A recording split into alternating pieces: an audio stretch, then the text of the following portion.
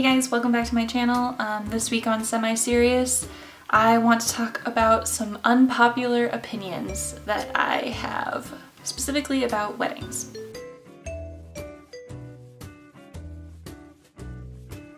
Now, as many of you probably know, oh fuck, took off my engagement ring. Hang on, I gotta go get that. Okay, I'm back. Got it. So, I am in the process of planning the wedding. The wedding is now, oh shit, it's 5 months away. So I have 5 months until my wedding and I'm obviously super on top of the ball. But honestly, it's a great experience and I highly recommend it. 10 out of 10 would get married again. I think that's actually a lie. I don't think that most people would go through a wedding again. But that being said, I have some opinions about the matter and I'm going to share them with you today. I guess I should probably preface this by saying that if you've been here for very long, you know that this is a very positive channel. I try to keep a very, very positive outlook, and I try to only speak positivity and love and empowerment and empathy into the world, or into the void, as it sometimes seems. I'm not trying to shit on anybody's traditions. I'm not trying to shit on your ideas. Weddings are incredibly personal, and weddings also have like a lot of emotions wrapped up in them, I'm finding. People have some very strong opinions about how a wedding should and should not be. So here are some of my unpopular opinions about weddings. Number 1, cake is overpriced and overrated. Like, the cake could be the most beautiful freaking thing that you've ever seen. It could be 75 feet tall and a perfect moving replica of, I don't know, the 1908 World's Fair. I would care about that because that's cool. But at the end of the day, it's just what, like, eggs, flour, sugar, that's it. Yeah, it's just not worth it for me. It's one of those things that is like you have to have a cake. Like, it's all about the cake. How's your cake gonna go? Cake testing. Cake taste testing, and that's something that I'm gonna go ahead and skip because I don't care about it. I like to say cake. The more I say it, the more I feel like I'm channeling Jenna Marbles, her collab with Hannah Hart. Highly recommend, not spons. Just great content. I'll link it. Yeah, because, you know, if you're coming to my channel, then you probably don't know about Jenna Marbles or Hannah Hart. Here for you. Unpopular opinion number 2. People should have to write their own vows. You should put some time and effort and yourself into making these promises that you're gonna promise this person. You're gonna vow to this person to, like, be there forever. And writing down what you hope the future is gonna hold for you guys. People should have to write their own vows because I think it would require you to actually put yourself into the marriage right from the get-go, and to really say to that other person, like, yeah, I'm gonna be there for you, and I'm planning on doing the legwork that's gonna be required in order to make a marriage work. Number 3, pre-wedding counseling should be as expected as engagement photos. Now, I'm not saying anything against engagement photos. I live for those. I live for those popping up on my Facebook feed. You think I'm being sarcastic?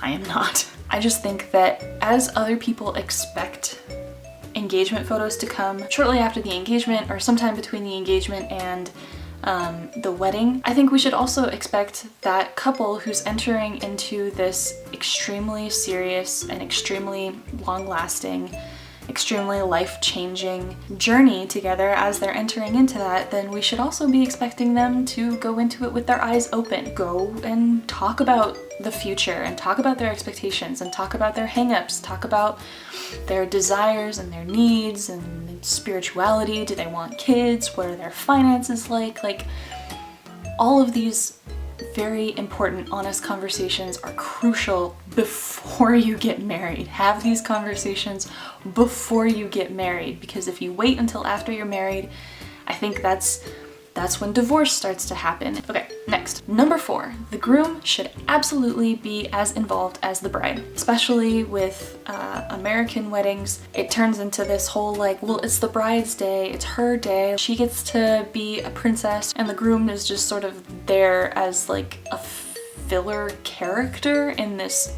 pre-scripted, archetypal, spectacle kind of performance. And that's bullshit. Like, that's not how a marriage is, so why is that how a wedding should be? It shouldn't be. I think that that's damaging, and I think that as a feminist, I believe in gender equality. I believe in bride and groom equality. This next one is sort of silly. Number 5, I like theme weddings. I don't think they're tacky. I think that they're really fun, and I think that they're a good representation of like the quirky side of the bride and groom. It's about two people coming together and making a commitment to each other for the rest of their lives. And if they happen to really like Lord of the Rings, or if they really like Gone with the Wind or whatever, then like they should do that. If that's something that they bond over, if that's something that they share, they should do what makes them happy, because it's their day. If you want to have a wedding sword, then you should have a wedding sword, mom. It's cool. Okay, that went into a weird place. Sorry about that. Sorry, Mom. I love you. Glad that you're in this with me. Number 6. Why are paper invites, or like stationery suites, which I have seen all over Pinterest, why are these still a thing? We live in the age of the internet. You can just go ahead and save some trees, save a whole lot of money, and just send that shit over the World Wide Web. We're using a lot of resources to send something that's gonna inevitably end up in the trash. What I'm trying to say is that you have a lot of options, and it doesn't have to just be, you don't have to buy invitations. First of all, you don't have to buy invitations, period. You can make them yourself, or you can find templates, beautiful templates online for free that you can then send to everybody on your guest list. And also, if you are doing it online, then you're also helping to save the environment. So good for you. Good job. Next, unpopular opinion number 7. I hate when the cake cutting turns into cake smashing in the face. And maybe this is just because I know how long it takes to do makeup. Like this makeup does not look like much, but I promise you it probably took me like at least 30 minutes to do. This bride may or may not have paid like hundreds of dollars to get her hair and makeup professionally done. And then you're gonna just smash some cake into it? No! That's not a good start to a relationship. That's a betrayal of trust right there at the reception. Just don't do it. Kind of piggybacking off of that. Piggying back? What? My next unpopular opinion, number 8, is that you should do your hair and makeup yourself. If you're a girl or if you're a guy who likes to do makeup, I think that everybody should just do their hair and makeup themselves. I just feel like there's a wealth of information on the internet. There's so much information on YouTube or Google or WikiHow that you can find, and like, why would you need to shell out like hundreds of dollars for somebody to do your hair and your face for you? I understand if you want to look your absolute best and you don't trust yourself to do like the best job ever on your wedding day, but that's another thing that I don't really like, is that how hyped up it is. This is the one day where everything has to be perfect, or else everything is gonna be ruined and it's all gonna go to shit and my marriage is gonna end in divorce. Like, no, it's not. If things don't work out, it's not gonna be because of the wedding, it's gonna be because you didn't do pre-wedding counseling. Go to counseling. Honestly, the person that you fell in love with has probably seen you at your best and your worst and loves you anyway, and it's not gonna matter really to some extent what you look like. That person is gonna love you for you no matter what, and they know that you're not gonna look like that all the time. Number 9. This one is probably gonna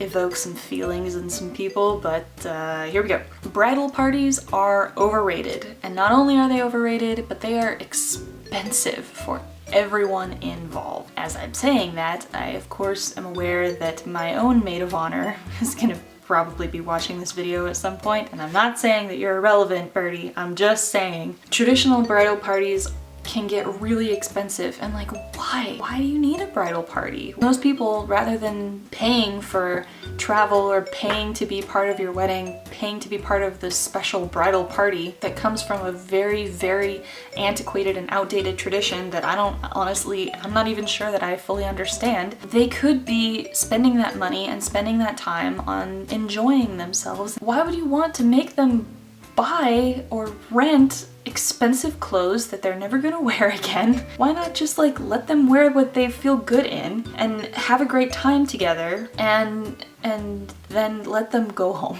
And I'm not saying that the people in the bridal party are outdated or overrated, because they're rad and they should be celebrated. But I don't think that telling one of your best friends, like, you mean so much to me that the way that I'm gonna show my appreciation for you is to force you to buy really expensive formal wear and then do menial tasks with me for the next 6 to 9 to 12 months. There are other ways of showing your appreciation for a person.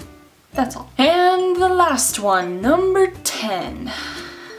No more diamonds. This is, I think, a very unpopular opinion, because diamonds in engagement rings, diamonds in wedding rings, diamonds in all kinds of jewelry, diamonds, but they're so problematic. Like, they have a very bloody history, they have no real inherent value. There are other sparkly stones out there that aren't diamonds, that people aren't dying and killing and warring over. It's difficult for me to reconcile the fact that marketers and jewelry stores are telling me that the diamond is a symbol of eternal love, when historically people have fought and died and killed for diamonds. I think that's probably enough for that. Anyway, thank you guys so much for watching this video. I hope you liked it. If you did, please leave me a like, and also leave a comment down below if you agreed or didn't agree, or if you have your own unpopular opinions about weddings. I welcome all of those down below. Don't forget to subscribe,